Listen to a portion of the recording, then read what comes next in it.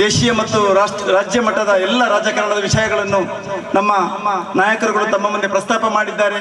ಇನ್ನೂ ಕೂಡ ಹಲವಾರು ವಿಚಾರಗಳನ್ನು ನಮ್ಮ ಭಾಸ್ಕರ್ ಪ್ರಸಾದ್ ಅವರು ಪ್ರಸ್ತಾಪ ಮಾಡಲಿಕ್ಕಿದ್ದಾರೆ. ನಾನು ಕೇವಲ ಒಂದು ಜಿಲ್ಲೆಯ ಒಂದೆರಡು ವಿಚಾರಗಳನ್ನು ಮಾತ್ರ ಹೇಳಿಕೊಂಡು ನನ್ನ ಮಾತನ್ನು ಮುಗಿಸಲಿಕ್ಕಿದ್ದೇನೆ. ದಕ್ಷಿಣ ಕನ್ನಡ ಜಿಲ್ಲೆಯಲ್ಲಿ ನಿರಂತರವಾಗಿ ಸೌಹಾರ್ದತೆಯನ್ನು ಕೆಡಿಸುವತಕ್ಕಂತಹ ವಿಚಾರಗಳು ನಿರಂತರವಾಗಿ ನಡೀತಾ ಇದೆ. ಇದಕ್ಕೆ ಬಹಳಷ್ಟು ದಿನಗಳಿಂದ ನಾವು ನೋಡ್ತಾ ಇದ್ದೇವೆ. ನಾವು ಮೌನ ಸಮ್ಮತಿಯನ್ನ ನೋಡ್ತಾ ಇದ್ದೇವೆ.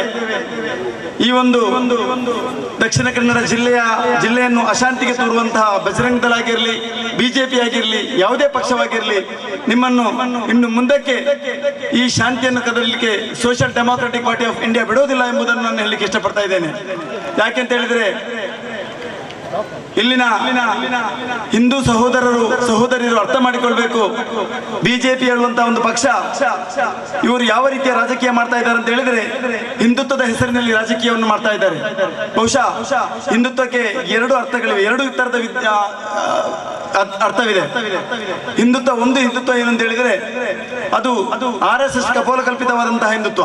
ಅದು ಬಹಳ ಮಾರಕ, ಈ ದೇಶಕ್ಕೆ ಮತ್ತು ಈ ರಾಜ್ಯಕ್ಕೆ ಬಹಳ ಮಾರಕವಾದಂತಹ ಹಿಂದುತ್ವ.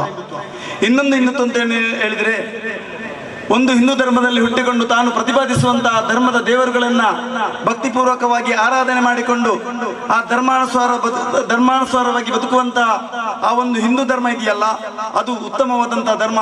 ಈ ಒಂದು ಹಿಂದುತ್ವದಿಂದ ಯಾವುದೇ ಸಮಾಜಕ್ಕೂ ಅನ್ಯಾಯವಾಗುವುದಿಲ್ಲ. ಅಂತಹ ಒಂದು ಹಿಂದುತ್ವ ನಮಗೆ ಬಹಳ ಅನುಕೂಲವಾದಂತಹ ಹಿಂದುತ್ವ. ಈ ಹಿಂದುತ್ವದಿಂದ ಯಾವುದೇ ಸಮಾಜಕ್ಕೂ ಮಾರಕವಿಲ್ಲ, ಸಮಾಜಕ್ಕೂ ಕೂಡ ಮಾರಕ ಇಲ್ಲ ಅಂತ ಹೇಳಿಕ್ಕೆ ನಾನು ಇಷ್ಟಪಡ್ತಾ ಇದ್ದೇನೆ. ಆದ್ದರಿಂದ ಇಲ್ಲಿರುವಂತಹ ಬಂಟ ಸಮುದಾಯದ, ಬಿಲ್ಲವ ಸಮುದಾಯದ ಯುವಕರು ಅರ್ಥ ಮಾಡಿಕೊಳ್ಬೇಕು. ನಿಮ್ಮನ್ನು RSS ಕಪೋಲ ಕಲ್ಪಿತವಾದಂತಹ RSS ಏನಿದೆ ಅವರು ಸೃಷ್ಟಿ ಮಾಡಿದಂತಹ ಹಿಂದುತ್ವದ ಮುಖಾಂತರ ನಿಮ್ಮನ್ನು ಜೈಲಿಗೆ ಎಟ್ಟುವಂಥದ್ದು, ಹಿಂದುತ್ವದ ಹೆಸರಲ್ಲಿ ನಿಮ್ಮನ್ನು ಬಲಿಪಶು ಮಾಡುವಂಥದ್ದು ನಿರಂತರವಾಗಿ ಕಾಣ್ತಾ ಇದೆ. ಆ ಕಾರಣಕ್ಕಾಗಿ ನೀವು ಅರ್ಥ ಮಾಡಿಕೊಂಡು ಆ ಹಿಂದುತ್ವದಿಂದ ಹೊರಗಡೆ ಬಂದು ಎರಡನೇ ಹಿಂದುತ್ವಕ್ಕೆ ನೀವು ಬಂದು ಸೇರಬೇಕು.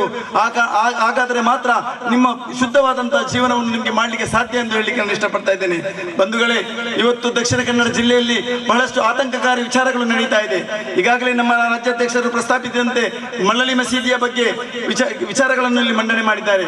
ಆ ದಿವಸ ಇಲ್ಲಿ ಇರುವಂತಹ ಒಬ್ಬ ರೌಡಿಸಂ ಫೀಲ್ಡ್ ಅಲ್ಲಿರುವಂತಹ ಶರಣ್ ಪಂಪಲ್ ಎಂಬ ಒಬ್ಬ ಕಠೋರ ವ್ಯಕ್ತಿ ಆ ಒಂದು ಮಳ್ಳಲಿ ಮಸೀದಿಗೆ ಪ್ರವೇಶ ಮಾಡಿ ಅಲ್ಲಿನ ಜಿಲ್ಲಾಧಿಕಾರಿಗಳನ್ನು ಸೇರಿಸಿಕೊಂಡು ಅಥವಾ ಇಲ್ಲಿನ ತಹಶೀಲ್ದಾರನ್ನು ಸೇರಿಸಿಕೊಂಡು ಅದರ ಪತ್ರಗಳನ್ನು ಅದರ ಡಾಕ್ಯುಮೆಂಟ್ಗಳನ್ನು ನೋಡಿ ಪರಿಶೀಲನೆ ಮಾಡಲಿಕ್ಕೆ ಈ ಒಂದು ರೌಡಿಸಂ ಇರುವಂತಹ ಈ ಪಂಪಲ್ ಇದ್ದಾನಲ್ಲ, ಇವನು ಆ ದಿವಸ ಹೊರಡು ಅಲ್ಲಿಗೆ ಆ ಮಸೀದಿ ಕಾಲಿಡುವಂತಹ ಸಂದರ್ಭದಲ್ಲಿ ಅಲ್ಲಿ ಒಂದೇ ಒಂದು SDP ಕಾರ್ಯಕರ್ತರು ಇರಲಿಲ್ಲ.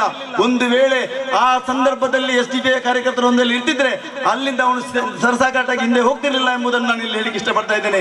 ಶರಣ್ ಪಂಪಲ್ ಅರ್ಥ ಮಾಡಿಕೊಳ್ಬೇಕು. ನಿನ್ನ ಕೆಲಸ ಏನೆಂದು ಅಷ್ಟು ಮಾತ್ರ ನೀನು ಮಾಡಿಕೊಂಡು ಇಲ್ಲಿ ಬದುಕಬೇಕು. ಎಲ್ಲಿಯಾದರೂ ಮುಸ್ಲಿಂ ಸಮುದಾಯದ ಮೇಲೆ, ಮುಸ್ಲಿಂ ಧಾರ್ಮಿಕ ಕೇಂದ್ರದ ಮೇಲೆ ಅಥವಾ ಒಂದು ಹಿಂದೂ ಕ್ರಿಶ್ಚಿಯನ್ ಸಮುದಾಯದ ಆ ಆರಾಧನೆಯ ಮೇಲೆ ನೀನೇನಾದರೂ ಅಟ್ಯಾಕ್ ಮಾಡಲಿಕ್ಕೆ ಬಂದ್ರೆ ಇನ್ನು ಮುಂದಿನ ದಿನಗಳಲ್ಲಿ ಯಾವುದೇ ಮಸೀದಿಗೆ ಈ ವಿಚಾರಕ್ಕಾಗಿ ಕಾಲಿಟ್ರೆ ನಿನ್ನನ್ನು ಅಲ್ಲಿಂದ ಹಿಂದೆ ತರಲಿಕ್ಕೆ ನಾವು ಬಿಡೋದಿಲ್ಲ ಎಂಬ ಘಂಟಾಘೋಷವಾಗಿ ಈ ಸಮಾಜದ ಮುಂದೆ ನಾನು ಹೇಳಲಿಕ್ಕೆ ಇಷ್ಟಪಡ್ತಾ ಇದ್ದೇನೆ. ಬಂಧುಗಳೇ, ನಾವು ಅರ್ಥ ಮಾಡಿಕೊಳ್ಬೇಕು. ಈಗಾಗಲೇ ನಮ್ಮ ನಾಯಕರು ಹೇಳಿದ್ರು, ಇಷ್ಟರವರೆಗೆ ನಾವು ಅಲಂಕರಿಸಿಕೊಂಡು ಬಂದಂತ ಎಲ್ಲ ಪಕ್ಷಗಳನ್ನ ನಾವು ಇತಿಹಾಸಗಳನ್ನ ನಾವು ನೋಡಿದ್ದೀವಿ. ಇನ್ನು ಆದರೂ ಕೂಡ ಅದನ್ನೆಲ್ಲ ಬಿಟ್ಟುಕೊಂಡು ಸೋಷಿಯಲ್ ಡೆಮಾಕ್ರೆಟಿಕ್ ಪಾರ್ಟಿ ಆಫ್ ಇಂಡಿಯಾಕ್ಕೆ ನೀವು ಬನ್ನಿ. ಇಲ್ಲಿ ಶಾಂತಿಯ ಒಂದು ಸಮಾಜವನ್ನು ನಾವು ನಿರ್ಮಿಸೋಣ, ಸೌಹಾರ್ದಯುತವಾದಂತಹ ಒಂದು ಸಮಾಜವನ್ನು ನಿರ್ಮಿಸೋಣ. ಇನ್ನು ಕೆಲವರು ಹೇಳ್ತಾ ಇದ್ದಾರೆ, ಇಲ್ಲಿ ಹಿಜಾಬ್ನ ಇಶ್ಯೂ ಬಂದಾಗ ಅದು SDP ಅವರು ಇಶ್ಯೂ ಮಾಡಿದ್ರು ಅಂತ ಹೇಳ್ತೇವೆ. ನಾನು ಘಂಟಾಘೋಷವಾಗಿ ಹೇಳ್ತೇನೆ, ಇಲ್ಲಿರುವಂತಹ ಯಾವುದೇ ಒಂದು ವಿದ್ಯಾರ್ಥಿಗೆ ಇಲ್ಲಿ ಅನ್ಯಾಯ ಆಯಿತು ಅಂತಾದರೆ ಅಥವಾ ಇನ್ನಿತರ ಧರ್ಮದ ಯಾವುದೇ ವ್ಯಕ್ತಿಗಳಿಗೆ ಇಲ್ಲಿ ಒಬ್ಬ ವ್ಯಕ್ತಿಗೆ ಅನ್ಯಾಯ ಆದರೂ ಕೂಡ social democratic party of India ಮುಂಚೂಣಿಯಲ್ಲಿ ನಿಂತುಕೊಂಡು ಅವರಿಗೆ ನ್ಯಾಯವನ್ನು ದೊರಕಿಸಿಕೊಡ್ತೇವೆ.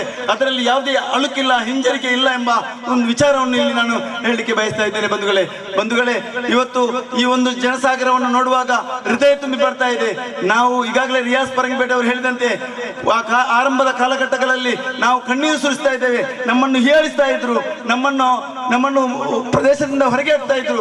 ಅಂತಹ ಸಂದರ್ಭದಲ್ಲಿ ನಾವು ದೃಢವಾಗಿ ನಿಂತ ಕಾರಣಕ್ಕಾಗಿ ಇವತ್ತು ಈ ಒಂದು ಮೈದಾನದಲ್ಲಿ ತುಂಬಿ ತುಳಿಕಲಿಕ್ಕೆ ಸಾಧ್ಯವಾಗ್ತಾ ಇದೆ. ಬಹುಶಃ ಬರುವ ವರ್ಷಗಳಲ್ಲಿ ಇದಕ್ಕಿಂತಲೂ ದುಪ್ಪಟ್ಟು ಜನ ಇದೇ ಮೈದಾನದಲ್ಲಿ ಸೇರ್ಲಿಕ್ಕೆ ಇದೆ ಎಂಬುದನ್ನು ಕೂಡ ನಾನು ಹೇಳಲಿಕ್ಕೆ ಇಷ್ಟಪಡ್ತಾ ಇದ್ದೇನೆ. ಆದ್ದರಿಂದ ಇಲ್ಲಿನ ನನ್ನ ಮಾತನ್ನು ಆಲಿಸತಕ್ಕಂಥ ಇರ್ತಕ್ಕಂಥ ಈ ನಾಡಿನ ಎಲ್ಲ ಪ್ರಜ್ಞಾವಂತ ನಾಗರಿಕರು ನೀವು ಅರ್ಥ ಮಾಡಿಕೊಳ್ಬೇಕು. Social democratic party of India ಭಯೋತ್ಪಾದಕ ಸಂಘಟನೆ ಅಲ್ಲ, ಪಕ್ಷ ಅಲ್ಲ. ಇದು ಭಯೋತ್ಪಾದಕರನ್ನು ನಿಗ್ರಹಿಸುವ ಪಕ್ಷ ಎಂಬುದನ್ನು ನೀವು ಅರ್ಥ ಮಾಡಿಕೊಂಡು ಈ ಪಕ್ಷಕ್ಕೆ ನೀವು ಬರಬೇಕು. ಬಹಳಷ್ಟು ಜನ ಮಾತಾಡಲಿಕ್ಕೆ ಇರುವುದರಿಂದ ನನ್ನ ಮಾತನ್ನು ಮುಕ್ತಾಯಗೊಳಿಸ್ತೇನೆ. ಜೈ ಹಿಂದ್, ಜೈ SDPI.